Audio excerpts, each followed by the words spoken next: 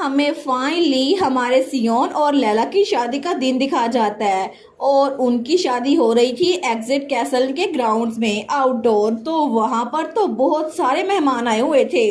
हमारी हीरो सोचती है इतने सारे गेस्ट ये तो मैंने कभी अपनी जिंदगी में नहीं देखे। जितनी चेयर्स थी ना उसके अलावा भी इतने सारे गेस्ट थे कि आधों को खड़ा होना पड़ा था। लेकिन फाइनली सेरेमनी शुरू हुई और तब वहां पे हमारा सियोन और लैला खड़े हुए थे। तो तब लैला सोचती है पूरी रात मुझे तो परेशानी की वजह से नींद ही नहीं आई थी, लेकिन आज जब मैंने सियोन की आवाज सुनी ना तो सब कुछ क्लियर हो गया। तो तब सियोन उसको रिंग पहनाते हुए कहता है इट्स ऑल राइट लैला, तुम्हें फिक्र करने की कोई भी जरूरत नहीं है। चाहे कुछ भी हो जाए मैं हमेशा तुम्हें सेफ रखूंगा। वो सोचती है मेरी आंखों से वो सारा का सारा डर और वो सारी की सारी परेशानियां वो दूर हो गई। मुझे तब रियलाइज हुआ कि मैं सियोन के प्यार में बहुत लंबे अरसे से पहले ही पड़ चुकी हूँ। तो तब वो भी स्माइल करते हुए कहती है थैंक यू सियोन। तो तब वहां पर सब लोग सारे मेहमान थे। वहां पर एल्विन भी था, उसकी मेड भी थी, उसका भाई भी था, सब लोग थे और बाकी भी कंट्री से बहुत सारे नोबल्स आए हुए थे। तो तब वहां पर प्रीस्ट कहता है अब मैं आपको हस्बैंड एंड वाइफ डिक्लेयर करता हूँ। लेकिन हमारी सोचती है मुझे इस वक्त ये बात सच में समझ आ रही है कि मैं सियोन के साथ कितना ज्यादा रहना चाहती हूँ। और उन लोग की मैरिज फाइनली हो चुकी थी और दोनों बहुत ज्यादा क्यूट लग रहे थे। लेकिन उसके थोड़ी देर बाद हमें रिसेप्शन का सीन दिखा जाता है। तो वहां पर सारे के सारे मेहमान उनकी टी पार्टी चल रही थी। हमारी हीरो सोचती है बैंक्वेट में तो बहुत सारे लोग थे, ज्यादातर गेस्ट वो नोबल्स थे जो सियोन का फेवर लेने के लिए आए थे। लेकिन यहाँ पर कुछ फैमिलियर फेसेस भी थे। यहाँ पर एलिस लियम भी आ गई जो कि प्रीवियस काउंटेस डोनोवन थी। और तब वो हमें बताती है कि उसने अपने हस्बैंड को डाइवोर्स दे दी थी मेरे कहे मुताबिक। और प्रेजेंट में उसके हाथ में थोड़े चोटों के निशान थे, लेकिन इस बार ये चोटें किसी के मारने की वजह से नहीं थी, बल्कि वो स्कल्पचर सीख रही थी, अपने लिए कुछ कर रही थी। तो तब वो सोचती है मैंने तो सर टेलर के फ्रेंड और एनिमीज उन लोगों को भी ग्रीट किया। तो टेलर के दोस्त कहते हैं आप हमें थैंक यू क्यों बोल रहे हैं, हमने वही किया जो ठीक था। लेकिन सियोन ने भी उनको थैंक यू बोला था। और आखिर में सिसिल और काउंट केटर उन्होंने भी सियोन को तंग करने का पूरा प्लान बना लिया था। तो सिसिल को उसके हस्बैंड ने उठाया हुआ था। तो सिसिल हमारे सियोन को तंग करते हुए कहती है देखो तुम्हें लैला को ऐसे उठाना होगा, ठीक है। तो उसका हस्बैंड भी कहता है बिल्कुल बिल्कुल ऐसे उठाना होगा। तो सियोन कहता है नीचे उतर आओ सिसिल। लेकिन तब हमारा हीरो कहता है लैला क्या तुम थक गई हो। लैला कहती है मैं नहीं, बिल्कुल भी नहीं। क्यों? वो कहता है मुझे तुम्हें किससे मिलवाना था, तुम्हें क्या लगता है क्या तुम मेरे साथ चल सकती हो? अगर तुम्हें अच्छा नहीं लग रहा तो मैं अकेला चला जाता हूँ। तो लैला कहती है ऑफ कोर्स बिल्कुल भी नहीं, मैं तुम्हारे साथ चलूंगी, ऐसा कुछ मत कहो। कम ऑन, वो लोग इंतजार कर रहे होंगे जिससे हमें मिलना है। तो तब वो कहता है ऑल राइट हम लोग चलते हैं। और दोनों बहुत ज्यादा खुश थे। लेकिन तभी जब वो लोग ड्राइंग रूम में पहुंचे थे ना तो वहां पे एक प्रीस्ट था। वो कहता है आपसे मिलकर बहुत ज्यादा खुशी हुई और ग्रेस। तो वो उसके सामने झुका था। तो लैला भी उसके सामने झुकते हुए कहती है मुझे भी बहुत ज्यादा खुशी हुई। तो वो कहता है प्लीज आप झुकना बंद कर दें। और ग्रेस लैला कहती है नहीं आप पहले ऊपर उठे ना फिर मैं होंगी। वो कहता है मेरी इतनी हिम्मत कैसे हो सकती है। तो सियोन कहता है तुम लोग क्या कर रहे हो। तो तब सियोन कहता है मेरे 3 होते ही दोनों सीधे हो जाना। तो वो कहता है जी माय लॉर्ड। तो लैला भी कहती है ऑल राइट, दोनों ही नर्वस थे। तो तब सियोन कहता है 1 2 3। लैला सोचती है बाद में मैं उठूंगी। लेकिन तभी वहां पर दोनों सीधे होते हैं तो सियोन की हंसी निकल गई थी। तो लैला सोचती है क्या इसको देखकर तो लग रहा है इसकी हंसी छूट गई है। लेकिन वो कहती है क्या तुम हंस रहे हो। सियोन कहता है बिल्कुल भी नहीं, मैं क्यों हंसूंगा। तो लैला कहती है एक बार मेरी तरफ देख के कहो ना। तो सियोन वो उसकी तरफ देखता है। लेकिन लैला कहती है देखो तुम हंस रहे हो, तुम्हें रोक कौन रहा है, अच्छे से हंस लो ना। तो सियोन खिलखिला के हंसता है। हमारे उन कहती है बस भी कर दो। लेकिन तब वो सोचती है ठीक है ये हैंडसम है ना, इसी वजह से इसको मैं माफ कर देती हूँ। तो तब सियोन बैठते हुए कहता है अब तुम लोग बैठ भी जाओ, अब क्या तुम लोग फिर से खड़े रहोगे। तो लैला कहती है प्लीज पहले आप बैठ जाए प्लीज। तो प्लीज कहता है नहीं पहले आप बैठ जाइए। और ग्रेस सियोन कहता है क्या मैं फिर से 3 तक काउंट करूं। लैला कहती है नहीं। तो प्रीस्ट भी कहता है मैं बैठ जाता हूँ। लेकिन तब वो लोग बैठ गए थे। तो प्रीस्ट कहता है आखिर मेरी मैनर्स कैसे हैं, मैंने अभी तक अपने आप को इंट्रोड्यूस नहीं करवाया। मेरा नाम है होली, मैं सेलेस्टियल डेटी में डेल किंगडम में इनको सर्व करता था। तो हमारी हुन कहती है डेल किंगडम, ये तो बहुत लंबा सफर है ना। वो कहता है इसी वजह से तो मैं आधे महीने पहले निकल आया था।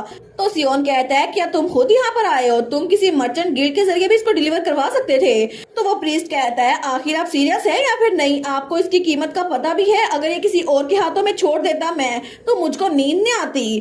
तो सियोन कहता है क्या तुमने इसको बनाया नहीं है? वो कहता है हम नहीं बनाया है, लेकिन अगर इस पे कोई प्राइस रखी जाती ना तो इसकी प्राइस इतनी ज्यादा होती कि 1000 गोल्ड के बहुत सारे गोल्ड में भी मैं इसको ना बेचता। हमारी लोग कहती है आप लोग किस चीज की तरफ रेफर करेंगे?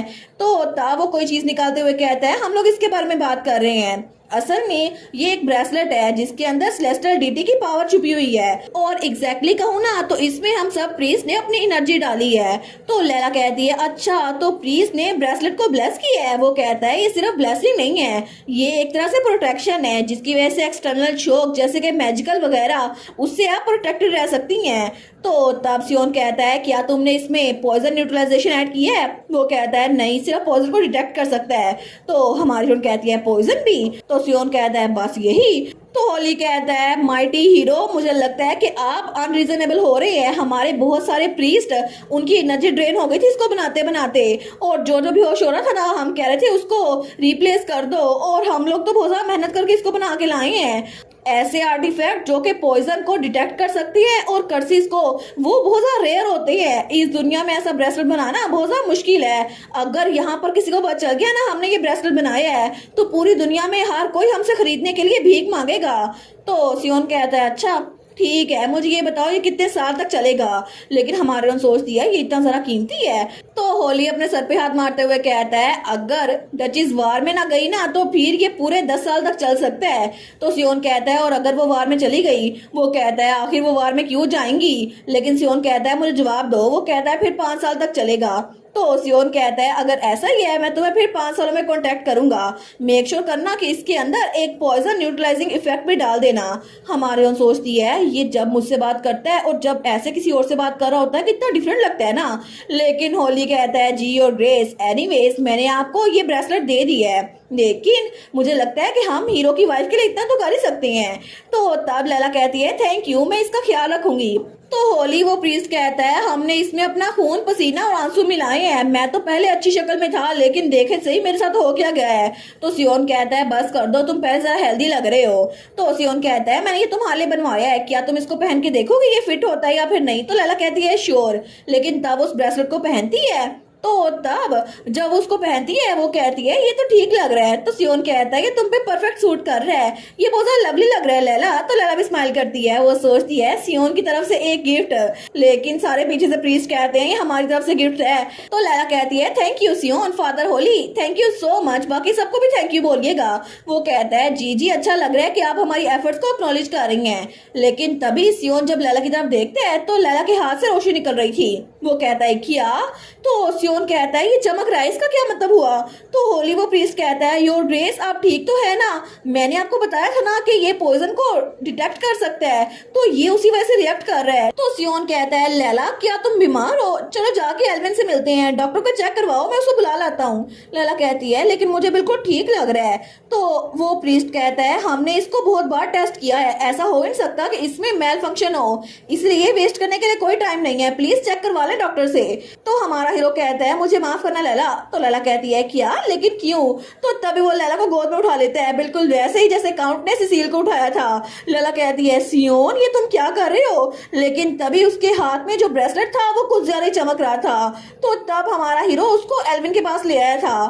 तो एल्विन जब लैला को चेक करता है वो कहता है जहाँ तक मुझे पता है कुछ भी अजीब नहीं लग रहा, मुझे लगता है कि आप बिल्कुल ठीक है माय लेडी। लैला कहती है देखा मैंने कहा था ना मैं बिल्कुल ठीक हूँ। तो सियोन कहता है तुमने सिर्फ एक डॉक्टर का ओपिनियन लिया है। लैला कहती है तुम्हें एल्विन पे ट्रस्ट नहीं है? तो सियोन कहता है नहीं मुझे होली पे ज्यादा ट्रस्ट है। तो एल्विन भी कहता है वो बिल्कुल ठीक कह रहे हैं माय लेडी, आपको इतना रियश्योर नहीं होना चाहिए, मैं तो अपने पॉइंट ऑफ व्यू से कह रहा हूँ, लेकिन आपको किसी और डॉक्टर से भी चेक करवाना चाहिए जो कि पॉइजन में स्पेशलाइज कर चुका है, और कुछ पॉइजन उनकी सिम्टम्स बहुत ज्यादा स्लो होती हैं, तो आपको बाकी डॉक्टर्स को भी चेक करवाना चाहिए। सियोन कहता है एल्विन ने कुछ डॉक्टर्स रिकमेंड किए हैं, मैं उनको बुला रहा हूँ और तुम्हें उन सब से एग्जामिन करवाता हूँ। लैला कहती है ऑल राइट कुछ भी गलत नहीं होगा। लेकिन तभी वो प्रीस्ट होली कहता है जस्ट इन केस मैंने हाई प्रीस्ट से भी कॉन्टेक्ट कर लिया है, है और मुझे लगता है कि मैं अपने डिवाइन पावर से देख सकता हूँ ये कोई कर्स नहीं है। फिर भी अगर कोई इशू हुआ ना तो हम इसको ठीक कर देंगे। ब्रेसलेट के साथ तो कोई इशू हो नहीं सकता, लेकिन मैं चाहता हूँ लेडी लैला वो ठीक रहे। तो लैला कहती है आपको मेरी वजह से ये सब कुछ करने की जरूरत नहीं है। वो कहता है ऑफ कोर्स हमें करने की जरूरत है, क्योंकि जब ऐसी भी कोई प्रॉब्लम आती है ना तो हमें एग्जैक्ट सोर्स को आइडेंटिफाई करना पड़ता है। तो सियोन कहता है लैला प्लीज अपने आप को पुश मत करो, क्या तुम मेरे लिए कर सकती हो? तो लैला कहती है हाँ बिल्कुल मैं कर सकती हूँ, लेकिन तब वो उठते हुए कहती है हमें जाकर अपने गेस्ट को सी ऑफ करना पड़ेगा। तो सियोन कहता है तुम श्योर हो ना तुम ये कर सकती हो?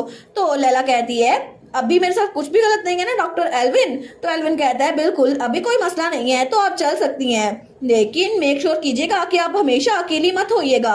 अगर आपको कुछ भी गलत लगे ना तो साथ में किसी को जरूर रखिएगा। लैला कहती है ठीक है ठीक है। तो तब हमारी उन कहती है क्या तुमने सुना सियोन, चलो चलते हैं। तो सियोन कहता है ऑल राइट, लेकिन लैला सोचती है मैं बिल्कुल ठीक हूँ है ना, मेरे साथ कुछ भी गलत नहीं है, ये जरूर कोई गलत फहमी हुई होगी। लेकिन कुछ दिनों बाद वो हमें बताती है कि सियोन मेरे बारे में बहुत ज्यादा फिक्रमंद रहा। फिर भी जितने सारे डॉक्टर्स आए ना सब ने यही कहा कि मेरी बॉडी के साथ कोई मसला नहीं है। और तब वहाँ पर एक डॉक्टर था, वो कहता है मैंने मेडिसिन में बहुत ज्यादा स्पेशलाइजेशन की हुई है, लेकिन फिर भी किसी मेडिसिन का कोई रिएक्शन नहीं था। ऐसा लगता है कि इनको पॉइजन नहीं मिला। तो हमारा सोचती है आखिर में फाइनल डॉक्टर भी जब चला गया ना तब जाकर मुझे बाहर निकलने की इजाजत मिली, लेकिन सियोन तो हर वक्त मेरे साथ चिपका रहता था। वो तो हमेशा मुझे घूरता रहता था कि मैं कहीं बेहोश ना हो जाऊं, और इसी वजह से मुझे तो बाहर गार्डन में अकेले घूमने की इजाजत नहीं थी। तो तभी वो थोड़ा तेज चलने लगती है। तो सियोन कहता है इतना फास्ट मत चलो लैला। तो लैला हमें बताती है ये तो छोटी से छोटी बातों पे भी मुझे कुछ ना कुछ कहता रहता था। तो लैला कहती है मैं बिल्कुल ठीक हूँ सियोन, डॉक्टर ने कंफर्म कर दिया है। वो कहता है फिर भी तुम्हें केयरफुल रहना पड़ेगा जब तक हाई प्रीस्ट नहीं आ जाते। तो लैला कहती है क्या प्रीस्ट ने कहा नहीं था कि क्या पता ये कोई गलती हो ब्रेसलेट की? ऐसा हो भी तो सकता है ना, कहीं तुमने उनको डेडलाइन तो नहीं दे रही थी? और ऐसा लगता है कि जरूर ब्रेसलेट में कोई ना कोई गलती हुई होगी। तो सियोन नजर चुराता है। तो हमारा हीरो कहता है मैंने उनको डेडलाइन दी तो थी, लेकिन ऐसा हो नहीं सकता वो कोई गलती करे। लैला कहती है देखा मैंने ठीक कहा था ना, जरूर कोई गलती हुई होगी। तो वो कहता है वेल ये शादी के दिन तक रेडी हो जाना चाहिए था, इसी वजह से मेरे पास कोई चॉइस नहीं थी। फिर भी जब तक मैं मेक श्योर नहीं करता तुम ठीक हो मैं रिलैक्स नहीं हो सकता। और हाई प्रीस्ट यहाँ पर कुछ दिनों में पहुंच जाएंगे, तब तक प्लीज लैला इसको बर्दाश्त कर लो, मुझे अपने साथ रुकना बर्दाश्त कर लो, मैं प्रॉमिस करता हूँ इसके बाद तुम्हें तंग नहीं करूंगा। तो हमारे लोग सोचती है अभी तक कुछ भी नहीं हुआ तो आखिर इसको फिक्र क्यों हो रही है? क्या इसको इतनी ज्यादा फिक्र हो रही है मेरे बारे में कि हर वक्त मेरे साथ रहता है? लेकिन मैं नहीं चाहती कि ये मेरी वजह से बिल्कुल भी फिक्र करे और इसके माथे पर मेरी वजह से थोड़ी सी भी शिकने आए। तो तब उसकी तरफ हाथ बढ़ाने लगती है, लेकिन तभी सियोन जब वो देखते हैं लैला को तो थोड़ा फ्लिंच होता है और तब वो ब्लश कर रहा था। तो लैला जब देखती है कि सियोन को अच्छा नहीं लग रहा तो अपना हाथ पीछे कर लेती है। वो कहती है क्या सियोन? तो वो कहती है मुझे लगता है कि तुम्हारे बालों में कुछ था, मैं तो उसको हटाने वाली थी, क्या मैंने तुम्हें डरा दिया? तो तब उसका दिल धड़क रहा था। तो सियोन वो ब्लश करते हुए कहता है नहीं बिल्कुल भी नहीं, और तब वो भी थोड़ा सा शाय था। तो लैला आगे बढ़ते हुए कहती है फिर तो अच्छी बात है, कुछ भी नहीं हुआ। लेकिन तब वो सोचती है क्या इसको मेरा टच करना इतना बुरा लगता है? क्योंकि जब भी मैं इसके साथ बैठी होती हूँ ना तो ये थोड़ा सा दूर होके बैठ जाता है। क्या इसको मेरे साथ रहना बिल्कुल अच्छा नहीं लगता? और वैसे भी अगर मैं इस बारे में सोच रही हूँ तो जब लोग किसी को ब्रेसलेट गिफ्ट करते हैं तो क्या उसको खुद नहीं पहनाते? इसने मुझे खुद पहनने के लिए बोला था, तो क्या ये मुझे बिल्कुल पसंद नहीं करता? और पहले भी इसने मुझे सिर्फ इसलिए उठाया था क्योंकि इसे मेरी फिक्र हो रही थी। क्या मेरी फिक्र के अलावा इसको किसी और बात की फिक्र नहीं है? क्या ये मुझे देखकर खुश नहीं होता? तो फिर अचानक से जब ये इतने सालों बाद लौटा था तो इसने मेरा हाथ अपने चेहरे पे क्यों रखा था? तब ये इतना खुश क्यों लग रहा था? मुझे इसकी समझ नहीं आ रही। लेकिन तब उसको सांस चढ़ा था। तो सियोन कहता है लैला। लैला कहती है क्या हुआ? वो कहता है तुम ठीक तो हो ना, मुझे लगता है कि तुम्हें बहुत ज्यादा सांस चढ़ रहा है। लैला कहती है मुझे लगता है मैं थोड़ा तेज चल रही थी ना शायद इसी वजह से। तो सियोन कहता है ऐसा नहीं चलेगा, अभी के लिए वापस आने से पहले हम थोड़ी देर बैठ जाते हैं। तो लैला कहती है ठीक है, लेकिन तब वो वहाँ पर बेंच पे आके बैठ गई थी। तो सियोन कहता है तुम श्योर हो ना, तुम बिल्कुल ठीक हो? इतनी थोड़ी सी वॉक करने के बाद तुम्हें सांस क्यों चढ़ गया? तो लैला कहती है मैं बता रही हूँ ना, मैं बिल्कुल भी बीमार नहीं हूँ, बस मेरा स्टेमिना थोड़ा कम है। लेकिन तभी वो सोचती है आजकल तो ये कुछ ज्यादा ही अजीब लग रहा है, मुझे तो बहुत ज्यादा सांस चढ़ रहा है, हालांकि मैं थोड़ा सा चली हूँ, लेकिन आखिर ये सिचुएशन इतनी बुरी क्यों हो रही है?